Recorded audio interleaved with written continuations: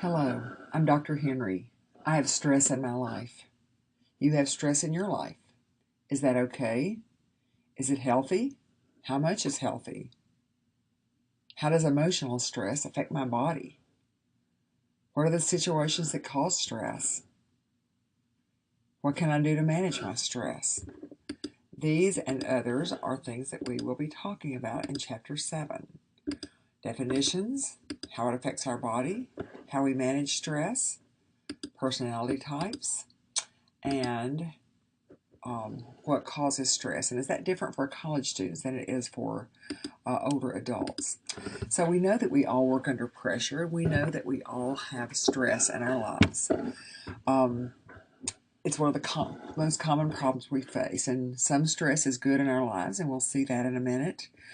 Stress costs money in the United States, quite a bit of money each year because of um, lost productivity on the job, absenteeism on the job, healthcare costs when people have to be treated for the results of stress. So I'll be talking about those. Um, we also want to talk about the mind to body connection because this shows us how the mind, and most stress is mental or emotional stress. How does that affect our bodies? How can suppressed emotions maybe be revealed as physical symptoms? And the hormones that we have with various emotional responses, we will talk about those. And how do they maybe even contribute to developing diseases in our bodies? So those are things we'll talk about. First, we need to talk about the immune system because the mind-body connection cannot be addressed without talking about our immune system. Now, our immune system is what patrols and guards our bodies here, it says, against attackers. So um, attackers are things that make our body ill, that make our body not perform to its maximum capacity. And since stress is such a typical problem that we face, that attacks the immune system. Our immune system has lymphocytes, antibodies. You can see all of these parts of the immune system.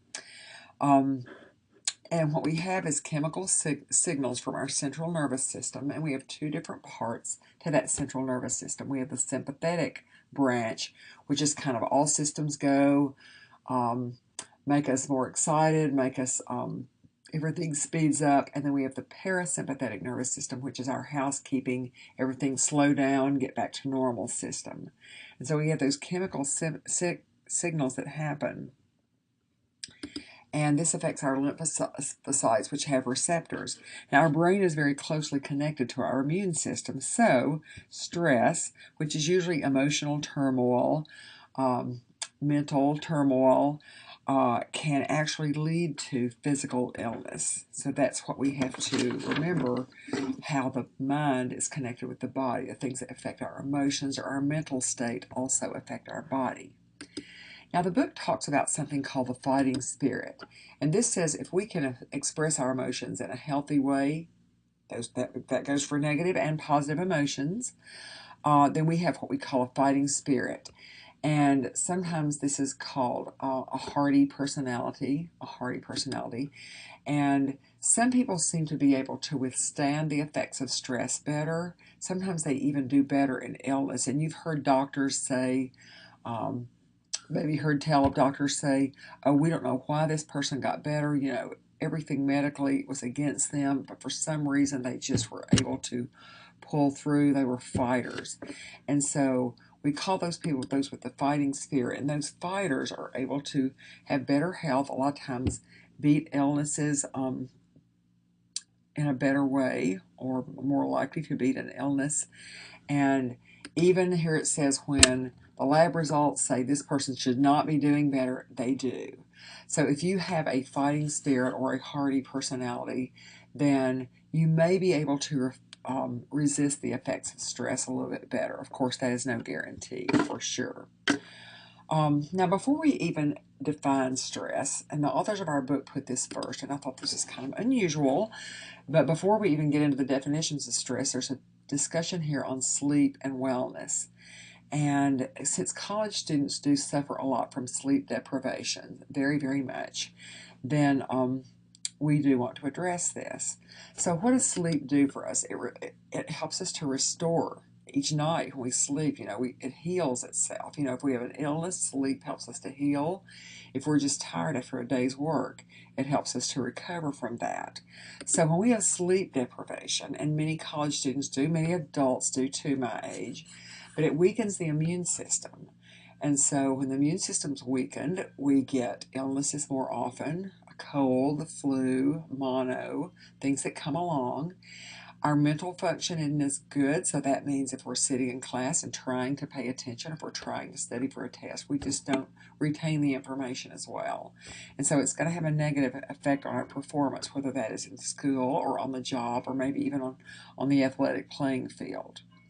Now, the book puts forth 4 major groups of sleep disorders, so take a look at these and see which of these you think might be the biggest problem for you. It could be that you just don't get in bed early enough, and that's not really a sleep disorder. That is just a cause of sleep deprivation. For a lot of people, me being one of those, when I look at this list, I can fall asleep easily, but staying asleep is an issue. Maybe waking up at 3 a.m. with just a very busy brain, thinking about a lot of things. So that affects a lot of people, as well as the other groups that you see listed right here. So it's no surprise that college students get sick during finals week. They don't get enough sleep, and so the immune system gets compromised, and they get a cold or the flu or mono or just anything that they are exposed to. They're going to be more likely to get it. So we can't pay attention as well, we don't learn as well, we don't process information as quickly, and it's hard to retain information. So if you ever studied for a test and thought you learned it really well, but you were so tired and so sleepy that information you just could not recall it well. Some people think staying up late and sleeping in the next day is going to help make up for that sleep loss. It's not quite the same. It's better to go to bed at a decent time and get up at your regular time. Staying up late and sleeping late or sleeping in the next day, it does disrupt your circadian rhythms or your body rhythms. And your body kind of likes, its preferred state is to go to bed about the same time every night and get up about the same time every morning. So we also have sleep disruptive behaviors too that we won't address here. But most people require approximately 8 hours of sleep. Some can do well on a little bit less than that, and some require more like 9 hours, but that's an average. So here we have several steps, and I'm not going to read these to you, but you can check out these that are ideas for enhancing quality of sleep. There are actually 2 screens worth of these, so take a look. I will say that exercising and being physically active does help you to sleep better, but you might not want to exercise right before bedtime because it takes a while to gear down from a vigorous exercise. Now, some stretching or something gentle before bedtime is good, but if you do anything very vigorous, it'll probably keep you awake for a while.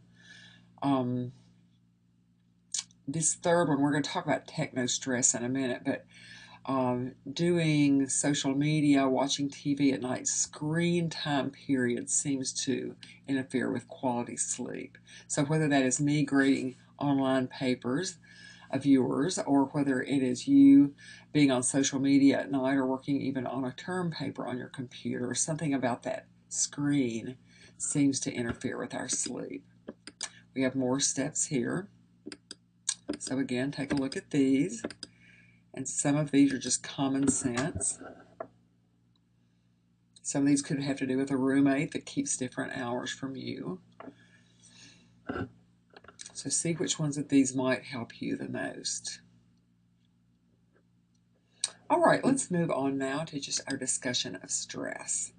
So we know that a little bit of stress is good for us, but when we exceed that level which helps us, and that level in which we thrive on a little bit of stress, when we exceed that, then stress becomes detrimental. It becomes distress.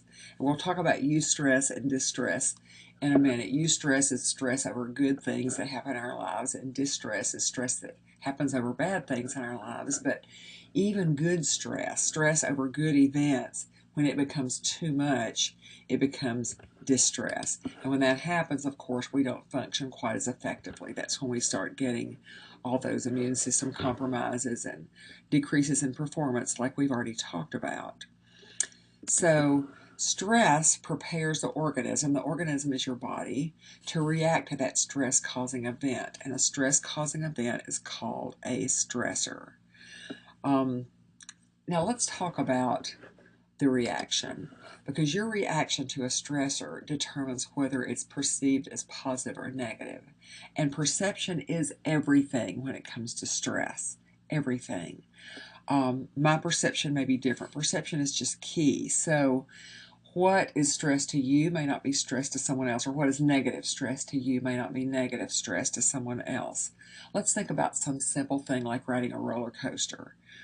For some people, that is eustress. It is good stress, it is thrilling, it is fun, and you may have a little stress over it, but it's the great kind of stress. For some people, it's very scary, and it's not the good kind of stress. So that's just a very everyday example. How about public speaking?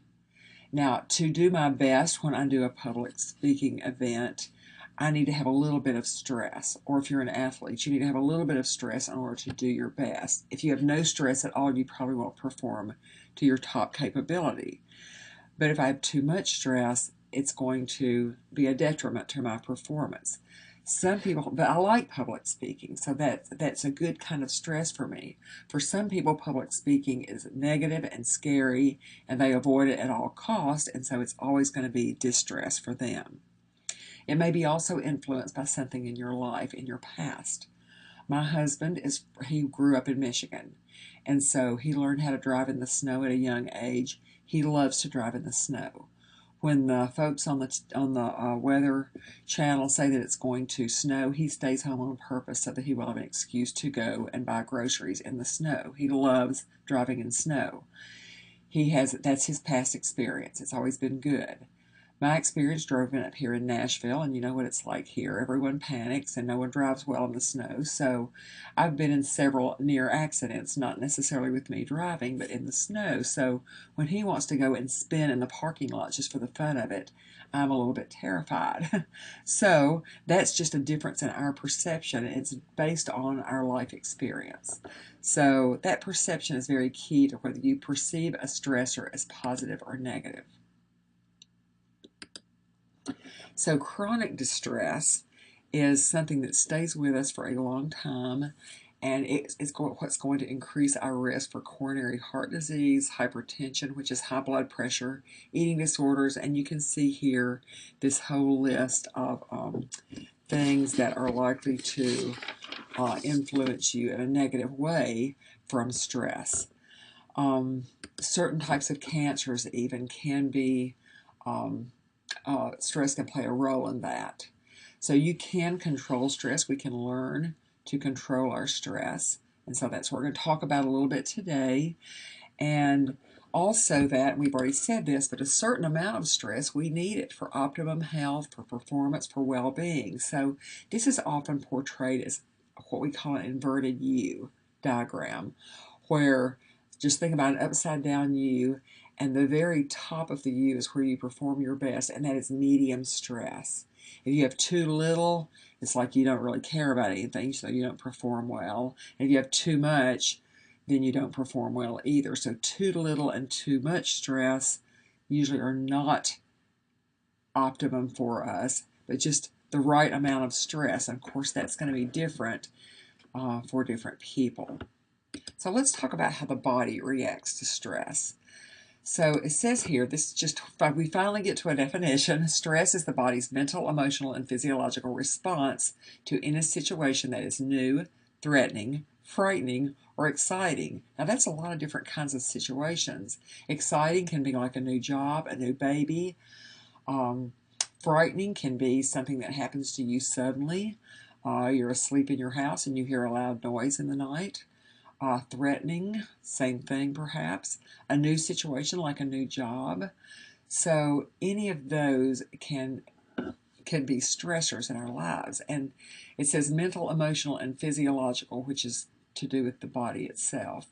So most of our stressors are mental or emotional. They are not physiological. It's not a physical threat. It is something that is going on emotionally with us. But it can be any of those. So the body, and this is just the way that God has made us, it responds to stress in a very predictable way. A very quick sequence of physical changes, and we call that fight or flight, or the fight or flight syndrome. And we can categorize stress, as we've already said, as either eustress, which is positive stress, stress caused by good and happy events in our life, or distress, negative or harmful stress, and that's when we get deterioration. And remember, we said even a large amount of eustress can cause us problems because it's constant, continuous. It's just too much going on at once. So taking a look at this diagram, this shows our body's response to stress. And again, this is the mind-body connection. So if we have mental or emotional stress, it could be physical stress, but usually it's mental or emotional. So that is our stressor up here at the top. So that individual perceives the stress. And again, we said the perception is very important. You know, it's how your brain filters that, or how your mind filters the things that happen to you. And then your brain sends messages to both the hypothalamus and the pituitary, which are both parts of your brain. In the hypothalamus, we have activation of what we said before, the sympathetic nervous system, the nervous system that all systems go, speeds everything up. The pituitary gland releases these catecholamines from the adrenals, and those two put together make this, what is in this middle box, and those are the symptoms that you know: the increase in heart rate and blood pressure and your blood glucose, which is your blood sugar. Your blood flow is diverted to your active muscles and your brain, which is a really important thing that God built into us. That when we need extra strength, and you see down here where our strength increases, that blood flow is diverted to our active muscles. So you've heard stories about maybe someone lifting a car off of a baby, and they normally would not be able to lift a car, but they were able to do that to save that baby. And so our blood flow is redirected to those active muscles where we need it, and to our brain so we can think on our feet and make good decisions. Our oxygen uptake, which is the amount of oxygen we're using, that goes up also. And just our general awareness, we're just really aware of our surroundings and observant. So all that happens as a result of those brain messages and that sympathetic nervous system kicking in. So one of two things will happen while we are in that state. Either the stress will go away, it'll just be temporarily, and the stress will be released. So whatever is causing the emotional turmoil, you know, a fight with a relative, or a family situation that's bad, or a financial situation that's bad, or a physical threat that is there, that is relieved, and that gives us stress release. The body relaxes, it goes back to normal. The parasympathetic nervous system kicks in, and we are in status quo, relaxed state again. If there is no stress release, then the body stays under that constant state of stress for a long time, stays under that sympathetic nervous system control. And when that happens, we have a decrease in health and performance, and that's when our body begins to kind of crash after a while. So this is what the body wants to do. It wants to maintain homeostasis, and we'll see this on a graph in a minute. But homeostasis is just the status quo, the everyday, everything is okay feeling. And when a stressor comes along and triggers that response in the body, then that gets disrupted. The homeostasis is disrupted.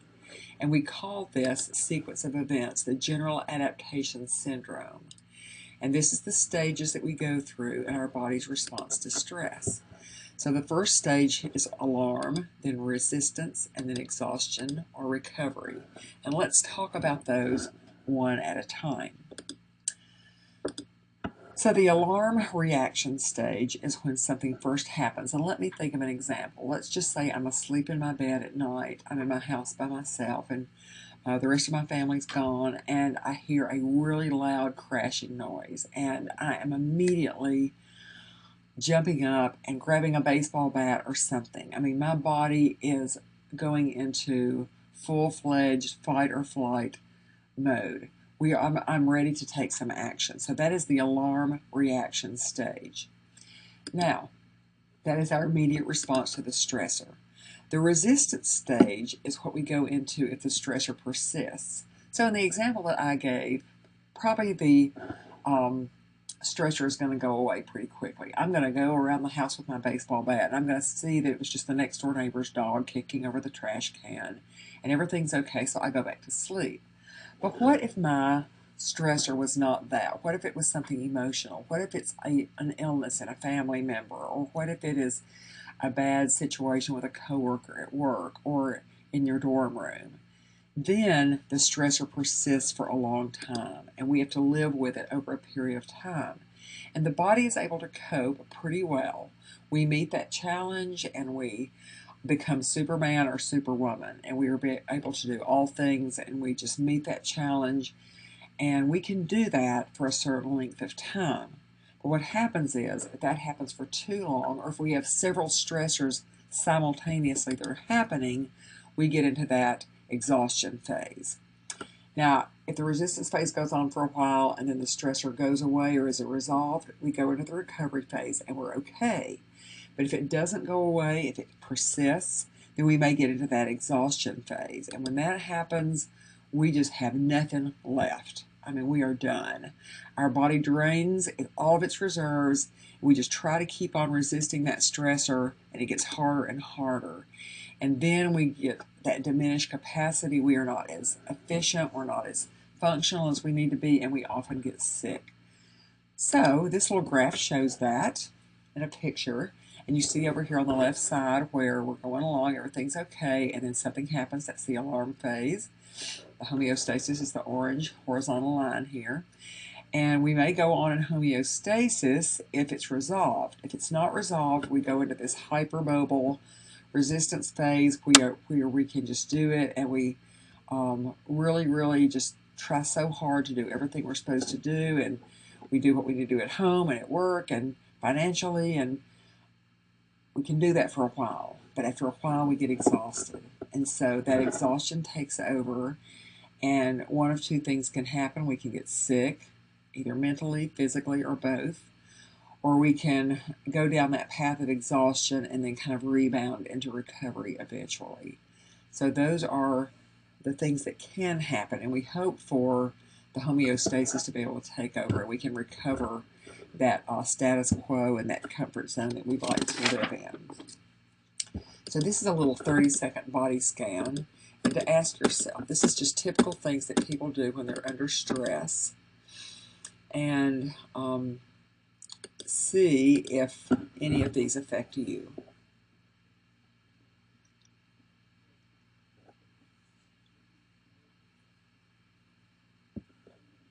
So some people tend to clench their teeth or tighten up their mouth in some way.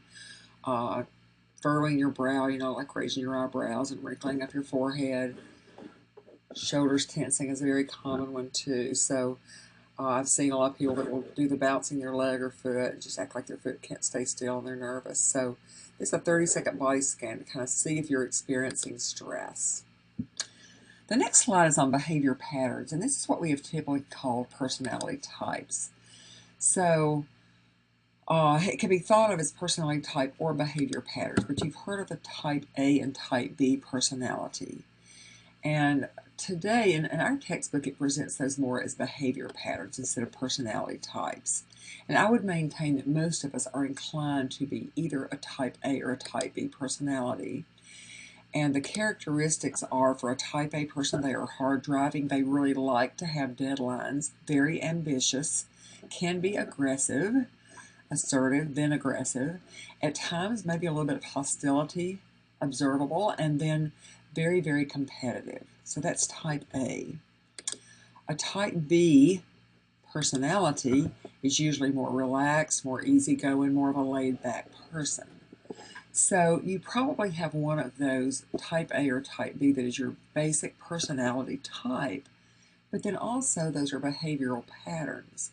So I think I would say that a type A person who is naturally hard driving and aggressive, we can learn to act more like a type B person, to calm down and have a reaction or a behavioral pattern that's a little bit more easygoing.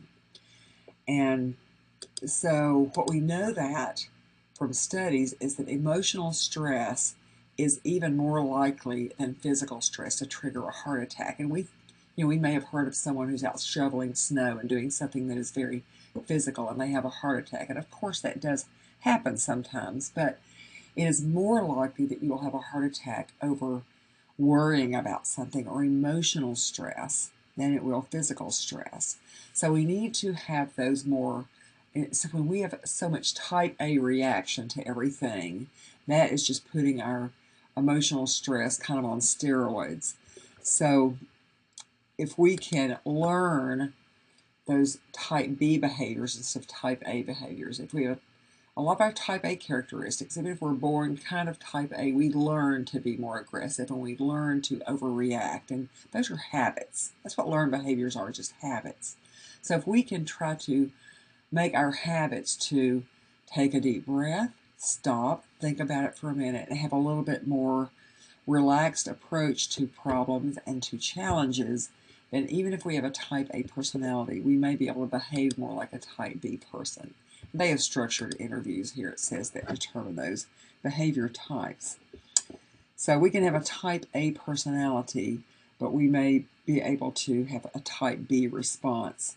And there are tips in your textbook that tell how, and it says how to turn a person into a type A personality. I don't really know that that can happen, but this is changing a type A personality. It's a little box in Chapter 7, and has some very good tips for just trying not to overreact to things.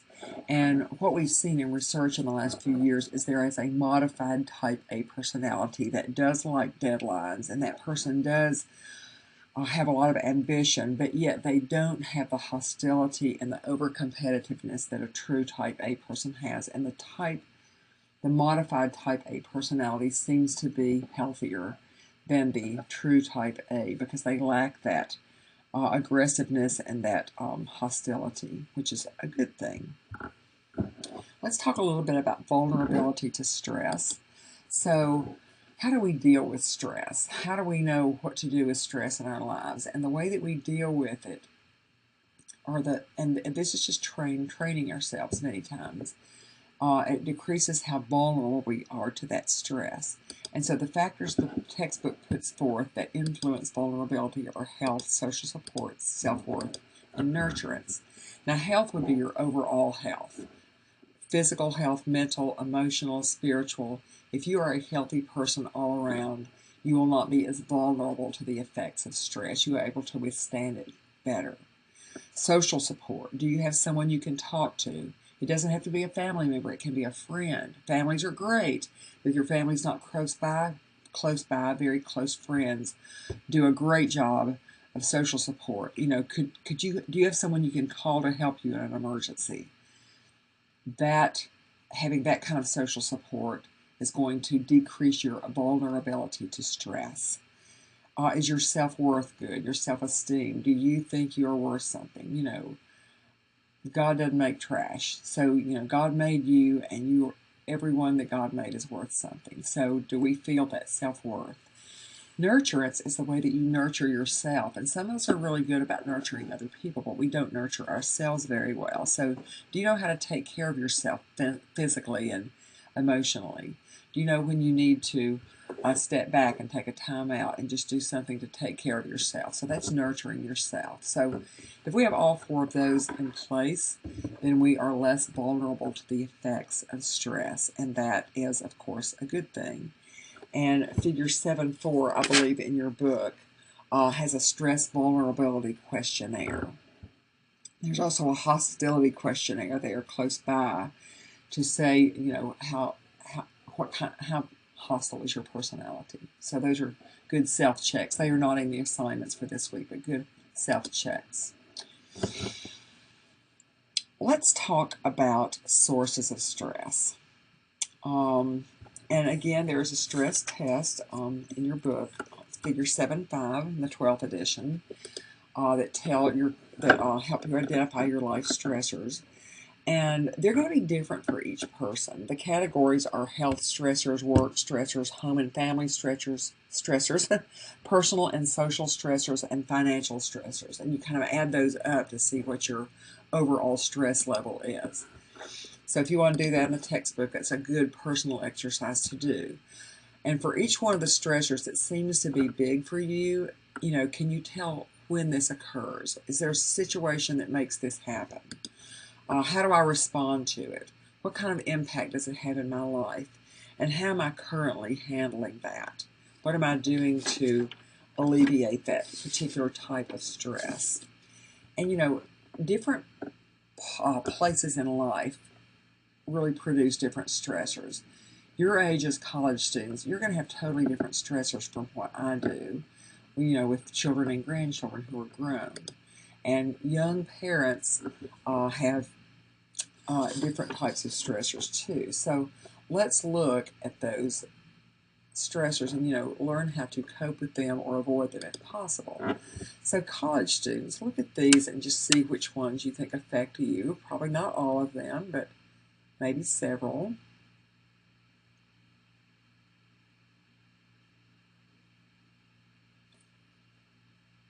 So determine which ones, or you can do the stress test in the book, which ones may be the biggest issue for you in your life at this time of your life. A lot of these just don't affect me anymore, but they still affect you. Some of these affect me a lot more than they affect you. So how do we cope with those? So let's talk about coping with stress, because that's really what helps us to keep from having stress make a big negative impact in our lives. So this is a true statement. How we perceive and cope with stress is the most important, more important than how much stress you have or what type it is. How we perceive it and how we cope with it. So first we have to recognize the presence, and that's why we go through those stress inventories and figure out where our stress is lying. And then if we can remove it, sure, do that. I love the serenity prayer. God, give me the serenity to accept the things I cannot change, the courage to change the things I can, and what's the rest? The wisdom to know the difference. So if I know that there is something I can change in my life that is going to remove that stressor, take the steps to remove that. If it's a job that is just not going to ever make your life better, maybe working in a different job would be better. That stressor can possibly be removed. If it is someone in your family, probably not so much. So you can change roommates, you can change jobs, you cannot change your family. So some stressors can be removed, some can't, but identify the ones that you can remove and take steps to do so. Sometimes knowing when the stress symptoms arrive, what is triggering this palpitation in my heart, or this bad feeling in my stomach where I feel like my stomach is upset. What is happening right before that causes it. So kind of knowing when those stressors are happening. The things that we cannot remove from our lives, of course, then we have to manage them. And there are lots of things that we can do to manage stress. And that's what we'll spend the rest of our time on today. So time management, we could spend a lot of time on time management, but we're not going to. Time management is very important because most of us, if we don't manage our time well, we feel like we're in a hurry all the time, and that is not a good way to live. That is not a good place to be. So let's try to manage our time better so we don't feel like we're, an hour behind all day long every day. So these are some of the signs of poor time management: chronic stress, fatigue, if you're worn out all the time because you feel like you're always playing catch up. The next two, despair and discouragement. And I think of these as I just can't see the end of a situation. I can never get caught up, and I can't imagine how this is going to end well. So that causes despair and discouragement. And also illness. If you're sick a lot, if you're always getting a cold or always getting a sinus infection, or just everything that comes along, you're the one that catches it. So that may be a sign of stress caused by poor time management because you're just not arranging priorities well. And we all have 24 hours in a day, and admittedly, some of us have more responsibilities during those 24 hours than others do. I mean, that is true. However, there's just a lot that we can do to help manage the time that we have. So, 5 steps: find your time killers. Everyone, no matter how busy they are and how efficient they think they have some time during the day where they're killing time. And it may be surfing the internet, it may be watching TV, it may be shopping, or just whatever, playing video games, whatever you do that social media, anything that just eats up a lot of your time. And so find where those things are. Setting long range and short range goals is very important. Long range goals are great because you want to get there, and you say you've got a term paper that's due in 6 weeks from now. So your long range goal might be, I want to finish that term paper a whole day or maybe 2 days before it's due. That way I have time for it to soak in and make corrections, and I'm not stressed out about it. So that's a good long range goal. A good short range goal is, I'm going to write the introduction this week. So just taking those goals and making shorter goals out of them, kind of chunking them into manageable increments is very, very helpful. Identifying your immediate goals and prioritizing. So sometimes there are things that have to be done today, and sometimes there are things you would like to be done today, but they don't have to be done today. They could be done tomorrow or sometime later. So what has to be done today, what has to be done this week, and that helps you to prioritize. And this is not in this list, but I think knowing your body clock, knowing which time of the day you're most efficient and that you have the most energy, and attack those projects that are hardest for you during that time. I'm a morning person, do better in the morning. I'm not going to do my best work at 10 or 11 o'clock at night. And if I save things and procrastinate them until 10 or 11 o'clock at night, my quality of work is not going to be as good, and I'm not going to be very happy doing it either. So to me, that is a very good thing to recognize in yourself. For many people, using a daily planner is so helpful. It can be electronic. Some people they still like physical book planners. Whatever works for you, it keeps you organized and it keeps your time scheduled. And then nightly audits just mean at the end of the day, say, how did I do today? Where did I kill time? How was I efficient? How did I manage my time? So these are just some time management skills that the book has given us to think about. And take a look at these, and I won't read them to you.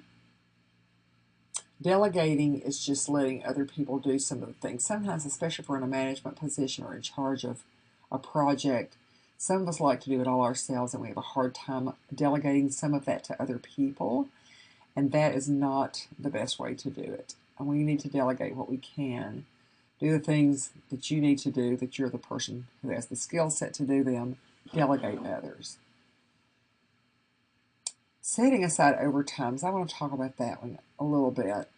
Overtimes are things that you commit to that is just above and beyond what you really need to be doing, and it's kind of like volunteering to work overtime. So yeah, I can do this. I know it's an extra project, but I'll take it on, and that's kind of like never being able to say no, I suppose. But there's a video series that was done several years ago now about a minister in Atlanta named Andy Stanley. And I believe the name of his Life in the Margins. And his whole premise of his video series is very good. His whole premise is that the good things in life happen in the margins. And just like when you type a paper, you don't type all the way to the end of the page, but you leave those 1-inch margins or whatever around it because it makes it easier to read. It is kind of stressful looking at a page that has no white space on it, or a slide that has no white space on it. When your life has no white space or no margins, then something comes along you would really like to do for yourself or for someone else, you can't do it because you have no margins. And that has to do with your time, and it has to do with your money. Just build in some margins in your house. Plan extra time, and don't fill up every minute of every day on your planner. Leave some time in the margins. We need to talk a little bit about techno stress because it's a real thing.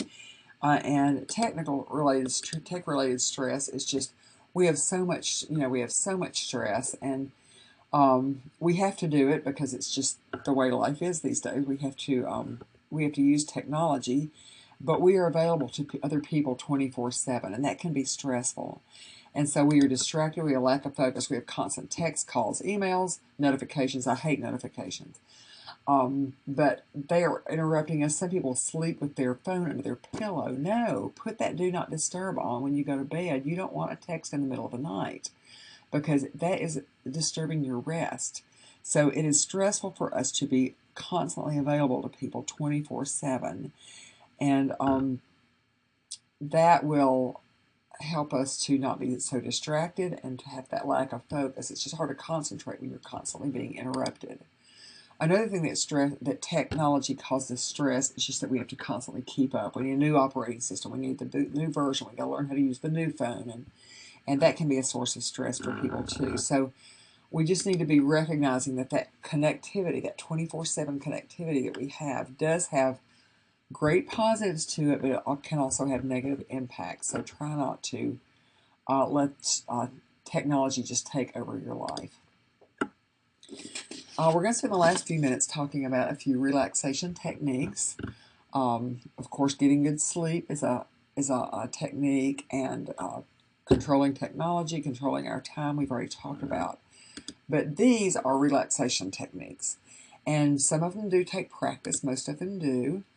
We don't consider this a cure-all or a panacea, so remember that sometimes stress symptoms are not because of stress. You could really have a medical disorder. So maybe your stomach isn't hurting because you're stressed out. Maybe your stomach is hurting because there's something wrong with your stomach. So don't always assume that it is stress. You need to have things medically checked out if they persist. But we're going to look at these techniques, and we will talk about those one at a time today. Okay, so physical activity. Why does physical activity help? It says it reduces muscular tension. Most of our stress comes from emotional and mental sources, and so physical activity is a way that we can get that out by doing something physical instead of something mental. So, I just think about hitting a punching bag, when you've had a very emotional day or a mentally taxing day, just something that really takes a lot of physical strength or physical outlet. The fight or flight mechanism, we talked about that already, the fight or flight, the general adaptation syndrome. We talked about that, and those physiological changes are triggered, and when we exercise, it kind of minimizes, I wouldn't say eliminates, but it minimizes those physiological changes. So the heart rate speeding up and the blood pressure, and yes, your heart rate's going to go up while you're exercising, of course, but it minimizes those other things that happen in our body as a result of the stress response. Also, exercise releases endorphins, which are like hormones, and those kind of give us that soothing, calming, everything's going to be okay feeling, which is a really nice place to be. So exercise releases endorphins, especially vigorous exercise. It will have an immediate effect on your mood. You will feel better right after you exercise, but that usually lasts for a while too. That doesn't go away in 30 minutes. It's going to stay with you. So a lot of good ways to exercise, a lot of good reasons to exercise, and just doing something physical helps us to alleviate that mental and emotional stress. Progressive muscle relaxation is a practice that is not hard to do. You start with one part of your body, like start at the bottom, like your feet, and work all the way up your body, and you will contract that muscle group, like curl your toes and contract the muscles in your feet. Hold that for a few seconds, and then relax it. And notice the difference in the tension in your feet with the muscles contracted and with them relaxed. Then move up and do the same with your legs, and then your abdomen, and then your midsection, your core, and you're just going to tighten, your biceps, your fists, your jaw, your shoulders. You're going to move up the body and do one muscle group at a time, contracting it and relaxing it. And just try to chase away those tense muscles and hang on to the relaxed ones. And this takes at least 5 to 10 minutes to do very effectively, but it really can feel good.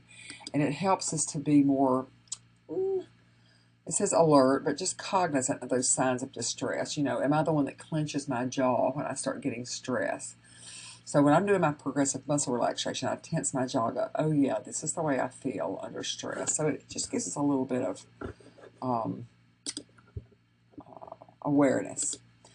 Breathing techniques. So just deep breathing, breathing fully and deeply, getting that breath all the way down into your belly instead of keep it in your chest. When we breathe shallowly in our chest, which we do without even thinking during our day, it's not getting that breath all the way down into the lower part of our lungs, into our belly. So that breathing, filling up all the lungs and not just the top 10% of our lungs, that's going to help us breathe away that tension when we exhale or when we let our breath out. That does require a good bit less time than progressive muscle relaxation, because you can do some deep breathing exercises in just less than a minute. So that's a pretty quick way to relax. So we have deep breathing, we have sighing, which is just a big exhale, and then that complete natural breathing. But just really just breathing deeply and slowly is a great way to start.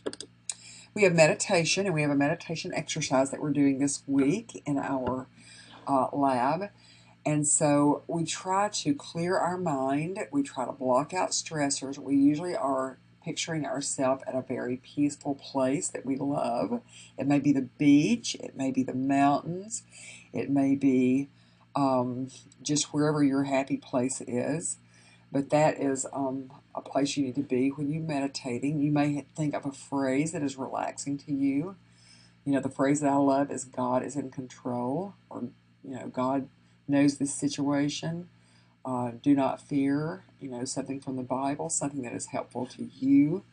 And that is what we meditate upon. And we'll have a meditation that we'll be doing online this week.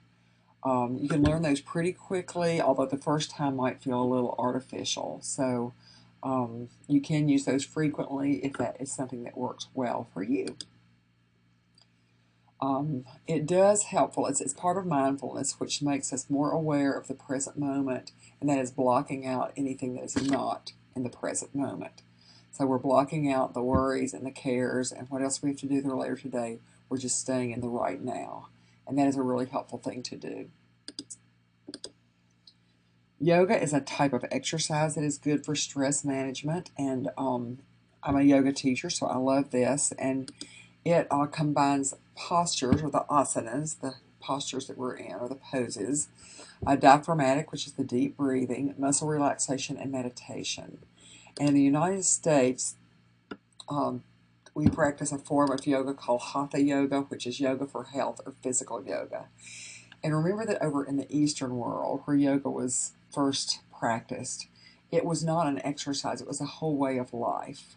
The whole way of life that we meditate, and the way we think about things. In the United States, it's more of an exercise form, but we still do muscle relaxation and meditation often in yoga classes, and it does help us to manage stress and to decrease our blood pressure, decrease our heart rate, as well as some of the classes do. All yoga classes help for flexibility, but many of them also work a lot on strength and endurance. So good exercise as well as good relaxation.